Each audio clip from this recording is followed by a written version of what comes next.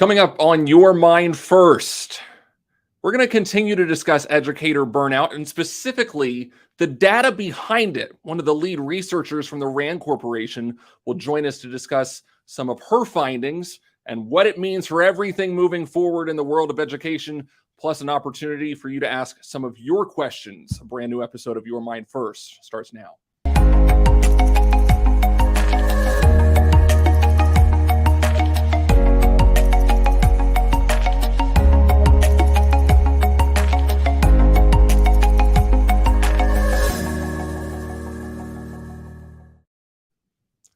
Welcome into Your Mind First here on this Tuesday afternoon. My name is Michael Kelly. Thanks so very much for being with us.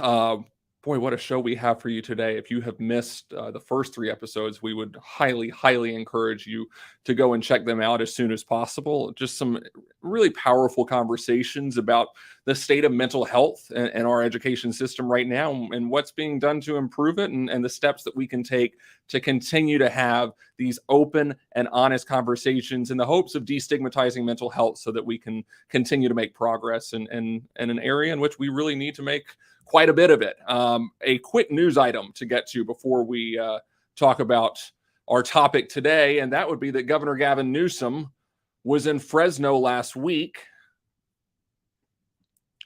He was unveiling the state's new $4.7 billion plan to address mental health. The announcement comes as students are just starting the school year. Part of the plan involves incentivizing counselors with $20,000 scholarships to work in schools for at least 2 years. One of the goals is to add 10,000 new counselors to California schools. The governor on the need to do more to address the mental health crisis and obviously avoid further problems in the future. What we are doing is approaching this very differently in a way that all of the academics said we should have been doing all along, and that is focusing less on crisis care and more on interventions early. Treat brain health early. We say in this report, we don't punish it later. Treat brain health early so you don't punish it later. Humanizing, not criminalizing this issue. The announcement comes on the heels of our conversation with first partner Jennifer Siebel Newsom, in which she touched on some of the things that we now see in the final version of the state's master plan for kids' mental health. If you missed that conversation, a raw and vulnerable one at that, it's available to watch by visiting our YouTube and Facebook channels. We would encourage you to check that out. Let's get to our guest, shall we? Elizabeth Steiner is a policy researcher at RAND Corporation, a nonpartisan research organization. She's also the lead author of a report on teacher and principal well-being. Elizabeth Steiner joins us now here on Your Mind First. Elizabeth, thanks so much for doing this. Hi, thank you so much, Michael. Glad to be here. Good to have you with us. We are certainly looking forward to the conversation because you have done such great work over the last couple of years to really get a temperature check of what's going on in California's schools and schools across the country when it comes to educator well-being and burnout and retention and so many things. So I want to start with this, Elizabeth. You conducted one of your surveys, this last survey, this past January. What stood out to you about the stress of teachers and principals compared to the rest of the working class population? Yeah, thank you so much for the opportunity to talk about this research. So I'll just start with a quick introduction. I'll share some key findings today from the January 2022 State of the American Teacher and State of the American Principal surveys. The surveys use data from RAND's unique American Teacher Panel and American School Leader Panel.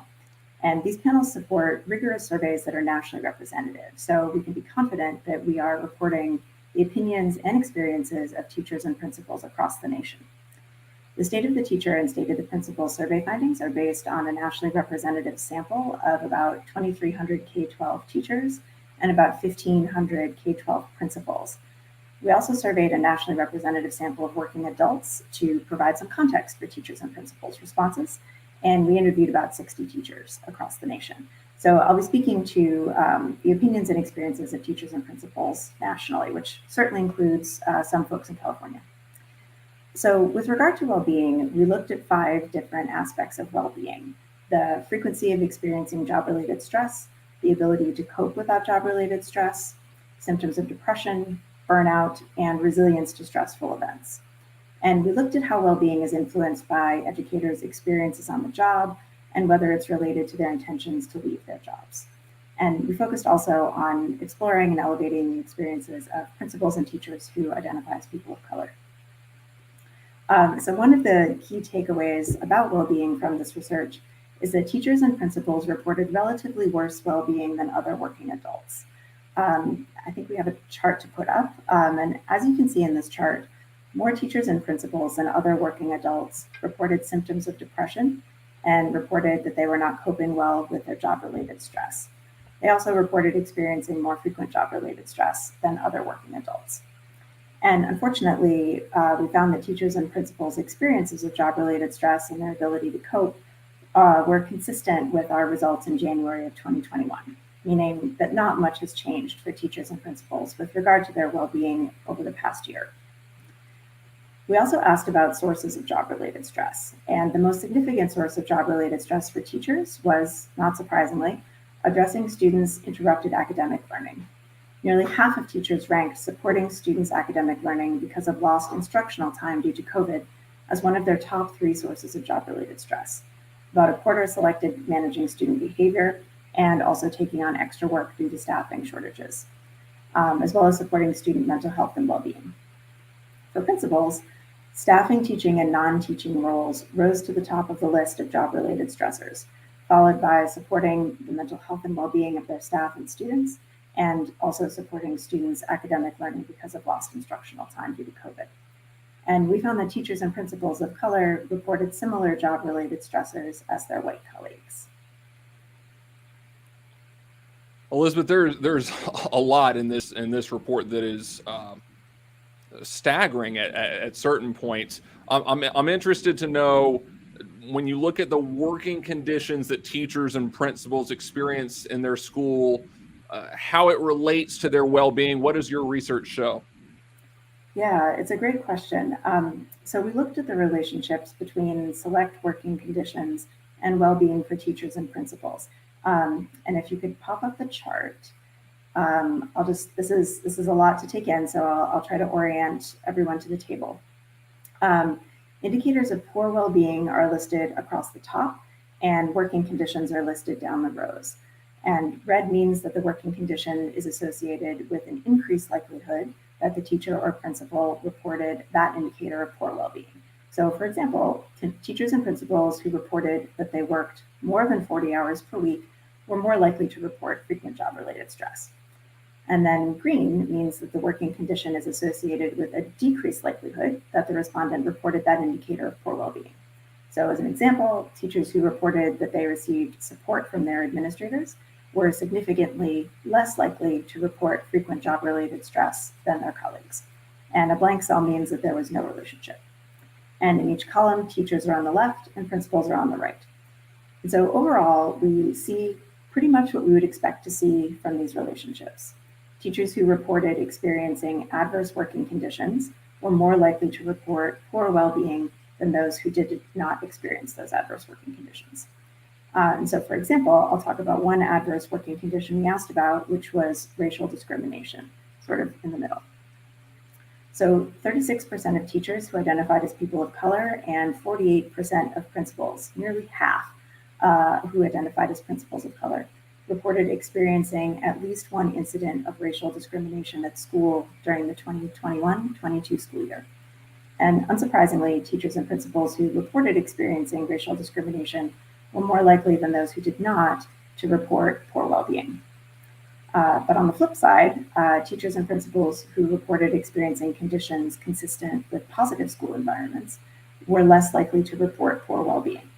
These conditions are highlighted in green at the bottom of the chart and include administrator support for teachers, access to employer-provided mental health supports, and involvement in school or district decision-making. I want to say hello to everybody who's watching, from our first commenter, Lester Powell, all the way down to Gloria McKerney, Jared Hungerford, Lucy Gonzalez, Cindy Jacquinette. Thank you so much for watching. If you have any questions for Elizabeth, now is the time to get them in. We are really grateful to her for giving us so much time. And so if you have stuff that you want answered in regard to these surveys and these results, then make sure to put them in the chat, and we'll try to get to as many of them as we can. Look, Elizabeth, we talked a lot about the need to do more, not just for students, but also for educators when it comes to mental health services. I wonder what you found when you asked teachers and principals about the accessibility of those services in their respective school communities. Yeah, this is information that we weren't able to find elsewhere. So it was sort of great and unique that we were able to ask teachers and principals about it in this survey. So broadly, we found that most teachers and principals reported access to at least some mental health services, but did not always find those services very helpful. So we asked specifically about access to employer-provided mental health services, such as things like counseling or an employee assistance plan or wellness activities. And 65% of teachers and 80% of principals who responded to our survey said that they had access to at least one employer-provided mental health support. So this is good and suggests that teachers and principals' mental health needs are being taken seriously by their employers. However, that does mean that 35% of teachers and 20% of principals said that they did not have access to any mental health services or didn't know if they had access to those services. And that to us seemed like a sizable minority. In addition, we found that access to some services or awareness of this access was less widespread among teachers than it was among the general working population. And one example of this is about a third of teachers reported that they had access to counseling through their employer, compared with about half of employed adults nationally. And then also, when we talked to teachers and looked at open-ended survey responses from principals, we found that some teachers and principals said that the services provided by their districts were not always that helpful or convenient. So many of the teachers we interviewed said that the wellness supports provided by their employers weren't helpful because the teachers were unsure, that they were anonymous, they felt uncomfortable using those services, or the service didn't directly address their needs, or that they weren't scheduled at convenient times. One teacher talked about her district's wellness program, which was scheduled to begin at 4:30 in the afternoon, a full hour after the school day had ended. And this teacher said, I need to go home. I have to take care of my kids. I have to cook dinner. There are other things that I need to be doing at that time. I can't just stick around for an hour after school to participate in this program. But I wish I could, and I wish the district had asked us when they should schedule this so it would be beneficial for the most people. At the same time, teachers and principals said that they tended to seek support from their colleagues, teachers and principals who said they had strong collegial relationships in their schools, drew on those resources as a strong form of mental health support, rather than accessing the formal supports provided by the district. Lucy Gonzalez brings up, she says exactly, many of us have had the same concerns about anonymity, sorry, I can't speak today, and confidentiality. Good day to not be speaking properly. You're very right, Lucy, and we have talked to many of our members about the exact same issue. Elizabeth, I want to move on. Last week, we had a conversation with some of our school leaders in the first episode on educator burnout. And they said, and this was really surprising to me, that when you look at staffing shortages this year, in some ways, it's worse than the last 2 years. So I wonder how much all of that is impacting stress and burnout among teachers and principals. Yeah, I think there are so many ways that staffing is related to stress and burnout. As I mentioned earlier, staffing shortages were a major concern of principals. As a source of job-related stress. They were super worried about the ability to staff their schools. And at the same time, teachers told us in the survey that taking on extra work because of staffing shortages was a key source of job-related stress. But as we think about the results from this survey, it's important to remember that they were collected in January of 2022. And if we can remember back that far, it was when Omicron was raging, people were ill, they were needing to care for their family members who were ill, they were quarantining due to exposure. And from other sources of data, we know that those things impacted schools to a great extent. We also find in our research that teachers who experience, and principals too, who reported experiencing poor well-being and difficult working conditions were more likely to say in our survey that they were thinking about leaving their jobs. Of course, it's important to remember that someone saying that they're thinking about leaving their job doesn't necessarily translate into an action to leave their job. So it's important to take those results with a grain of salt. But we do think that they speak to sort of a broad dissatisfaction and concern about the direction that teaching is going as a result of the pandemic. Again, just a reminder, you can ask your questions. You can also leave your comments. We love when you let us know what's going on in your schools and your communities and kind of what you're experiencing and what you're facing, because again, that is the point of this entire series, is to build these types of communities here at ACSA. Look, Elizabeth, be it COVID-19 or critical race theory or LGBTQ education, the reality is the political climate has seeped into our schools. And so I wonder, how much does that correlate with educator retention? Yeah, we did ask about a couple of politicized topics and looked at their relationships with educator well-being and also intentions to leave. So we asked specifically about the school's COVID-19 safety policies, specifically vaccination and masking policies. And we also asked about school policies related to teaching about race, racism, or bias. And just keeping in mind that these questions were asked in January of 2022, again, when Omicron was top of everyone's minds in many places. So we asked specifically about whether principals and teachers had experienced harassment about their school's COVID-19 policies or about their policies related to teaching about race, racism, or bias. 37% of teachers and 61% of principals, almost 2/3, reported experiencing harassment at school about one of these two topics. And again, unsurprisingly, teachers and principals who reported experiencing harassment about these topics were more likely than those who did not to report poor well-being and to report that they were thinking about leaving their job. Teachers and principals also told us in the survey that the intrusion of politicized topics was a key source of job-related stress for them. If you're wondering about all of these reports, and there are 3 of them that we're going to share, not just in the chat on YouTube and Facebook, we're also going to share them on our website, ACSA.org. All of those links will be accessible after this broadcast is over, ACSA.org, and then search for Your Mind First, and you'll be able to find all of the resources available to you regarding these surveys and the results of these surveys. In a separate report, Elizabeth, your colleagues surveyed superintendents, and I wonder how satisfied superintendents are in their jobs right now. The average tenure tends to be 4 to 5 years from what we're seeing. Just how satisfied are superintendents right now? Yeah, it's super interesting to have the ability to look at job satisfaction at different levels of a district. Yeah. So we surveyed superintendents separately, again, in a nationally representative survey. This was in spring and March of 2022. And at that time, 85% of superintendents nationally said that, considering everything, they were satisfied with their jobs. 87% said they felt valued, despite saying that the job was also getting harder over the past couple of years. And this is in contrast with 44% of teachers and 60% of principals who felt that the stress and disappointments of their job were worth it. Those satisfaction levels for teachers and principals are well below where they were at the beginning of the pandemic.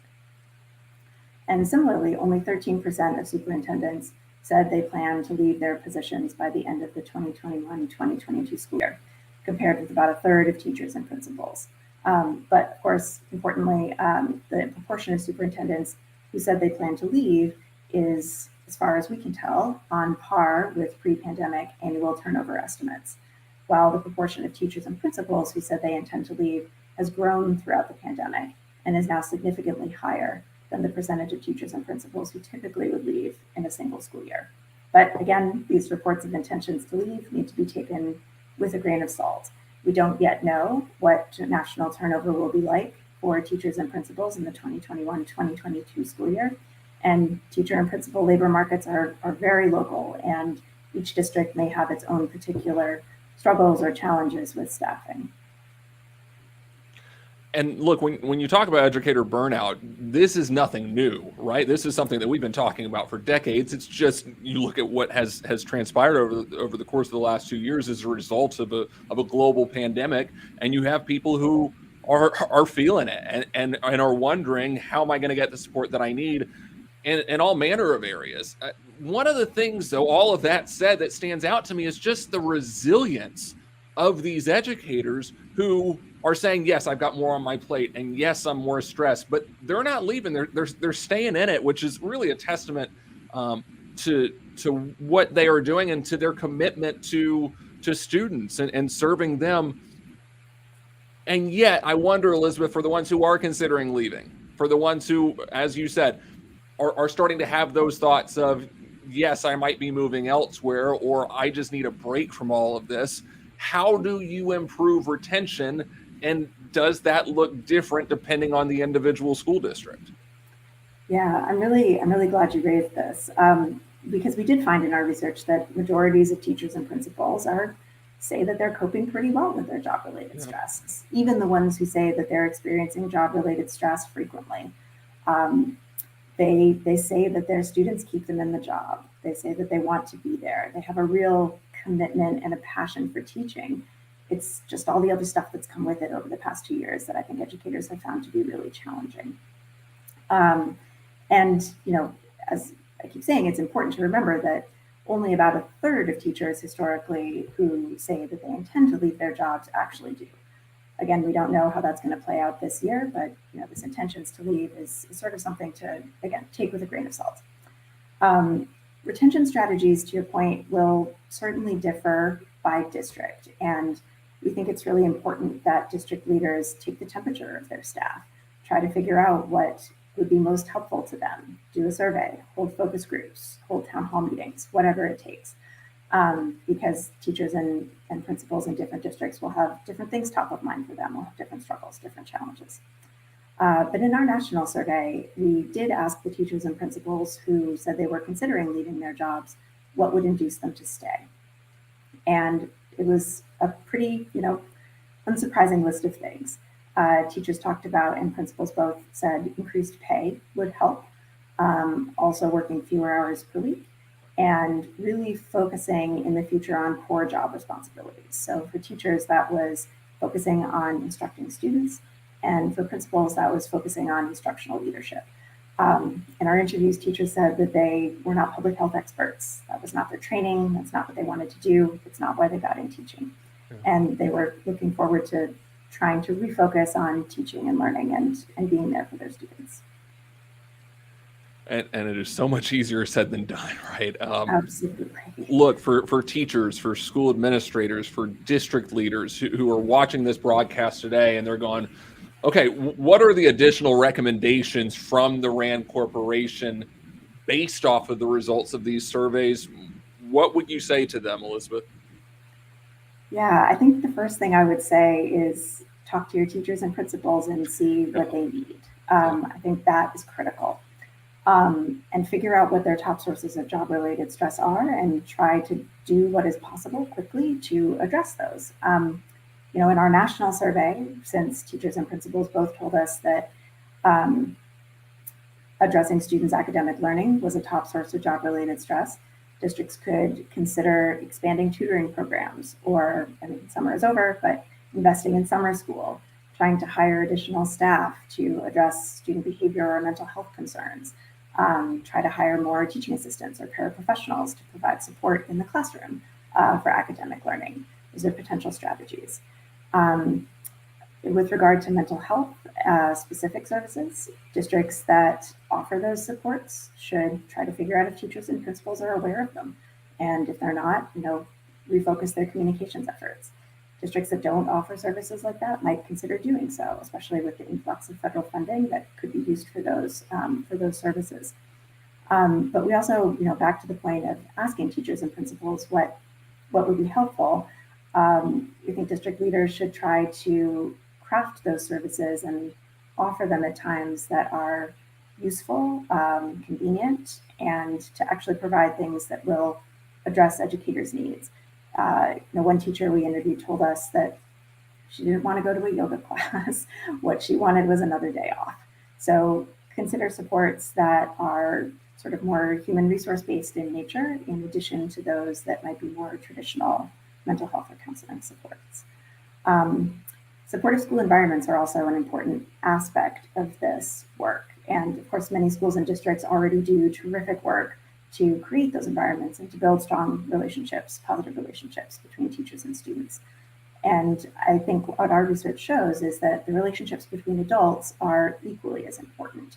And district and school leaders, to the extent possible, could try to refocus on establishing and building those relationships, especially that they may have eroded since we've been remote, we've been hybrid, we've been not in person, we've been going back and forth, and that all of the traditional ways that those relationships are established have been really disrupted over the past 2 years. Elizabeth, I wonder, you've been doing this for a very long time, and your research is just rock solid. I wonder, were there things that surprised you as you continue to learn the results of these surveys? Yeah, I think that the most surprising thing to me from this research was the sizable minority of teachers and principals who said that they didn't have access to any mental health or well-being supports through their employers or didn't know. I thought in my mind that it would be much closer to 100% of teachers and principals who said that they had access to these supports. But in fact, about a third of teachers and about 20% of principals said that they did not have access or didn't know. And that to me speaks to a need for districts to, again, take the temperature of school leaders and teachers, try to understand what they know or are aware of about these supports, and communicate the offerings that are certainly available. And so much of this is investing in our educators. We talk a lot about the mental health services that are coming to students, and obviously that is much needed because that is a crisis in its own right. But the need to do more for every single type of educator is something that maybe we're not talking enough about right now. We always like to end on a positive note, Elizabeth. And so outside of the resilience aspect of these educators, which is well documented now, what gives you hope about the future of public education? The dedication of the people doing the work, honestly. Yeah. That was something that came through very strongly in our interviews with teachers. Even teachers who said that they were considering leaving their job or considering their career change were really dedicated to their students. And almost everyone said that there was something that would make them reconsider. And so while I think that many teachers and principals are frustrated and fed up and sort of feeling some kind of way about the state of their jobs, I think that the more the district leaders and other policymakers can express that educators are heard and supported and put actions behind those words, that will help improve educators' well-being and refocus their attention on their students. Elizabeth Steiner, policy researcher from RAND Corporation. She does phenomenal work. We have put the links to some of the stuff that she has done in our YouTube and Facebook chats. We're also going to put it up on our website, ACSA.org. Elizabeth, we so appreciate the time here on this Tuesday afternoon on Your Mind First. Be well, and we look forward to talking again down the road. Thank you again. It was a pleasure to be here. Thanks. Just a reminder, there is one more episode to go here on Your Mind First, and that comes your way next Tuesday at 1 o'clock. We have talked so much about what everyone else is doing in regards to educator well-being. Now it's time to talk about ACSA. It's time to talk about the work that we're doing and the work that we plan to do in the future. And so that means having a conversation with our executive director, Dr. Edgar Zasueta. He will join us next week, again, August 30th, 1 o'clock live here on ACSA Facebook and ACSA YouTube for a very, very in-depth conversation about where is ACSA in all of this? What have we been doing over the last couple of years, and what are we planning to do moving forward? And so much of this is also wanting to hear from you because you are the ones in the field. You are the ones who are experiencing this day in and day out. And so while we have heard from so many of our members about the need for ACSA to do more, we want to continue to hear from you about what you would like to see from this association moving forward. I will say, though, we will also be joined by two members of our member services team, Joanne Godfrey and John Allman. If you think that ACSA has just been sitting on the sidelines the last couple of years, I have to tell you that's just not the case. The member services team has done outstanding work since the pandemic began, and even before then, talking with educators who are calling saying, I need help. I'm burnt out. I don't know how I'm going to get through the week. And these are the types of conversations that our member services team is having. They're very real and honest and raw conversations. And we recognize that they're not easy conversations to have. And we plan to do more. And we promise you, we give you this commitment from ACSA that this is merely the beginning. This is not some 5-week series and then we're done. This is 5 weeks and now here's what's ahead. So we will be having a conversation with Edgar. We will be having a conversation with our member services team, and we will be talking about what's ahead in the next 12 months for ACSA, and then kind of a bigger vision of what we want to do moving forward. I will also tell you that if you want to share your story with us, we would encourage you to do so. Share your tips for work-life balance. Share your coping strategies. It's not always easy to be vulnerable, but if you're open to it, we would certainly appreciate any tips that you might have. Your comments might be featured in an upcoming EdCal article. You can visit the bit.ly link, bit.ly/yourmindfirst, or you can use the QR code right there.